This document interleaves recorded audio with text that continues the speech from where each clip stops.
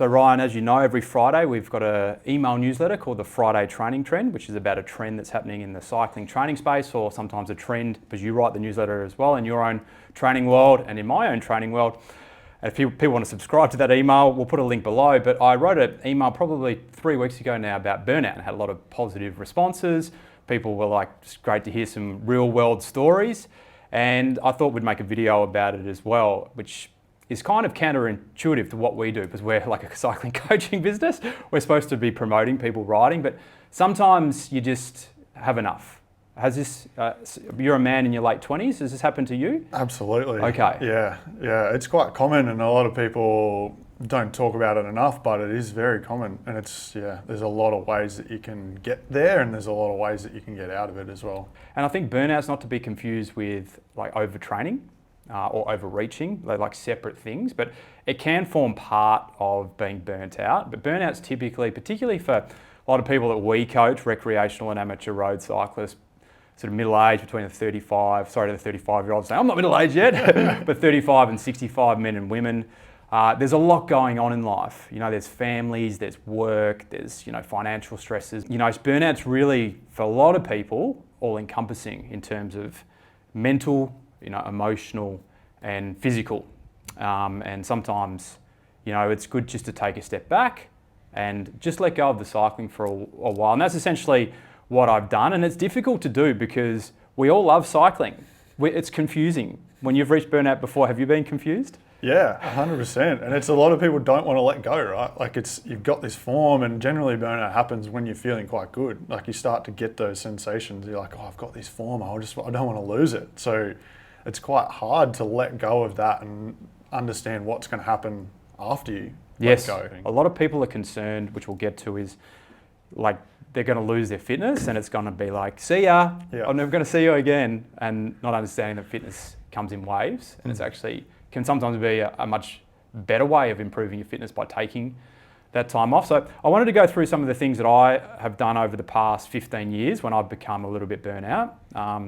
And I've also got some things, Georgie, in-house counsellor, psychologist, and she's also a coach with the RCA, but she's done a lot of work in psychology and counselling, has sent me an email. I'll blend in some of her things. And maybe you can let me know if there's some things that you've done. But before I go into this, I do want to make a point that I think some people, there's still a bit of an old school mentality. Full gas, bang, bang, bang, bang, bang. In other words, go hard or go home. Like, this is, burnout's bullshit, what are you talking about? But there's actually studies, which I'll link to below, which actually point to prolonged periods of stress, mental, emotional, and even physical, can lead to thinning of the grey matter in the prefrontal cortex. Now, I'm not going to go into grey matter because I don't know a lot about it, but if you look it up on Google, you'll find out that it's pretty important to operating as a human being and being motivated, and being able to carry yourself forward in a positive way. So the first thing that I did was I just took some time off the bike completely. That was my first step. Do you think that's a smart first step, Ryan? Yeah, you should see what happened, like what caused it. I think the main thing is what actually caused the burnout and seeing what you need to change. And it's a very good point because you won't see it on this email from Georgie. I thought you might have been. She said, step one, understand the cause, which I wasn't doing. I just kept going and going, and I'm like, all right, I can definitely take away cycling. Because it's, I don't need to do it. I need to be a family man. I need to work to earn money. Need to do all these things, but I don't need to ride. So for me, it was, just taking some time off the bike completely. And subsequent to that, I've thought about what you've just said and what Georgie said, understand the causes. I'm like, holy smokes, there's a lot going on in my personal life. And I know a lot of people experience that. Often your cup's kind of like full and it only takes, a family member to get unwell or something to happen with one of your kids. And all of a sudden, the cup overflows. And, I've taken some time off the bike. I've been able to reflect on that. But I only took 4 days off the bike in the end. In previous years, I've fully ripped the Band-Aid off and taken 6 months off. And then it is a long road back. But what I realized, it doesn't need to be that way. So I took 4 days off, and on day 5, I actually wanted to ride. So I did. The other thing I haven't been doing is I haven't been setting my alarm, which for some people they may not be able to do. For me, I know I'm going to get up at 6 no matter what, and that's fine. And if I miss the opportunity to go do some exercise, congratulations, you've had a good sleep camp. But versus setting my alarm at 5 a.m. every morning and missing that hour of sleep. And it's obviously your body's tired, so you need to regenerate. So if you can get away with not setting your alarm, I think that's a really good thing to do. What do you think, Ryan? Overall life load, you look at, often everyone looks at cycling load, but overall life load, if you can get an extra half an hour, an extra hour of sleep, you're getting a lot of recovery there. But it's also taking away the pressure to ride. So if you set an alarm, you feel like you have to do something. So yes. Mentally, there's a lot of load happening there. It's alarm. You get shocked when you have an alarm when you wake up. So your natural body to have that nice sleep cycle is good. The third one is give yourself options. So what I've been doing is I haven't been setting my alarm. If I do wake up early enough to do some exercise, I set my bike up the night before and I put my walking gear, my gym gear next to it. And then in the morning, if I feel like riding, I'll go for a ride. And if I don't, I'll go for a walk. And I've been walking a lot, or I've been going to the gym a bit more. And that's just me not having to think about it, me not forcing myself. I'm just going with the natural flow. What do you think about that one? Really effective. So trusting your body and knowing yourself is really important, and you need to learn what your body needs and how your body feels that day. So yeah, waking up and having options there and doing what you feel like is really, really effective, taking away the stress of I need to do 2 hours today. And that kind of feeds into another one that Georgie sent through, which I'll loop in here as an extra bonus point. She said, know your symptoms when you're a bit burnt out. So it's like know the triggers, but also like have awareness of what are you having trouble sleeping? And I was like, oh man, I was having terrible night's sleep.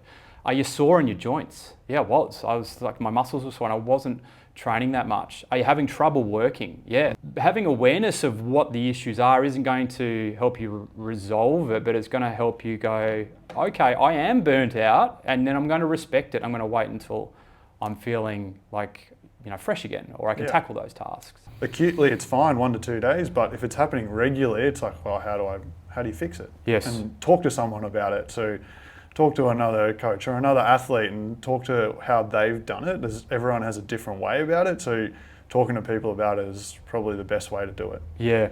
And I don't mean to plug the RCA here, so it could be any coach, but having a coach is actually really good in this instance, because they actually are, like if I tell my wife, I've had a terrible night's sleep the last 3 weeks, I don't care, just take the kids to school. Whereas your coach is kind of, that's what they're there for, and they can look at your data. Maybe they've also, if you're wearing like a ring or you're tracking your heart rate, you can actually really consult with somebody who's actually leaning in, and they can give you some, professional advice. From my perspective, a coach is there to help you train, but they're also there to hold you back as well when you're getting to that point.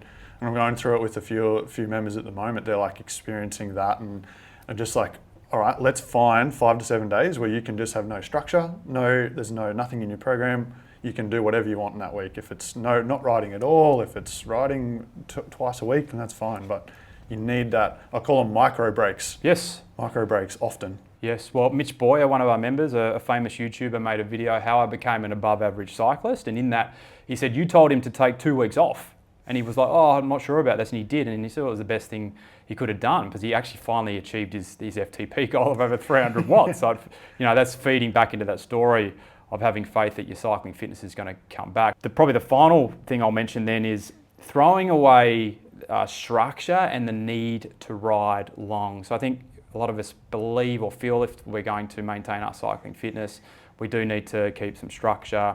We do need to ride long. Riding longs, I think one in particular, what I've been doing and what I've done in the past works quite well, is no structured training. On Saturday I went out, my Wahoo wasn't even charged. I didn't care, and I just completely random. I was attacking the hills. There was a couple of riders ahead. I did a threshold effort past them. Then I span in zone 1 for a bit, and it was a fun ride.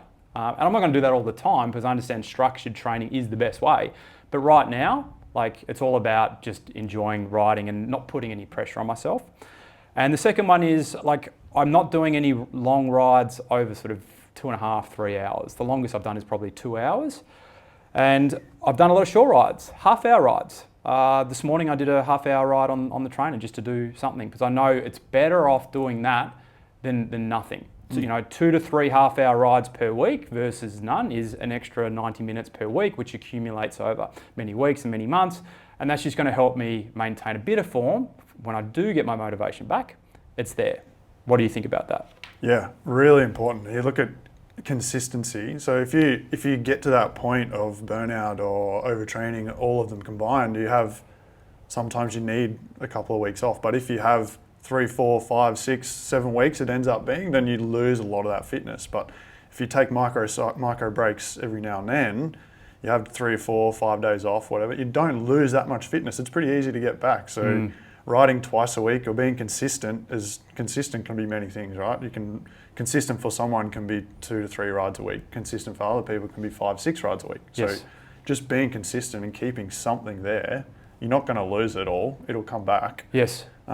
So yeah, anything is better than nothing. Cycling fitness comes in waves. So coming off the wave at times is often the best way to catch the best wave of your life. Often if you have a little micro break, you come back and people feel the best they've felt in a long time because there's not a lot of build up and stress, and your heart's recovered and your legs are recovered, and you often come out and do a sprint or a short F and you're like, oh, I hit a PB. How did I do that? Yes. Because you actually rested and you're not in that state of overtraining. And it may not be the training that is being causing it, it's the mental and physical load and emotional load outside of riding. So trying to balance it all is quite challenging. And you mentioned balancing there is a really good one, because as I've taken time away or given myself time back by not riding as much and not putting the pressure on myself to needing to ride and to maintain a certain level of fitness, I've taken that time and put it into work.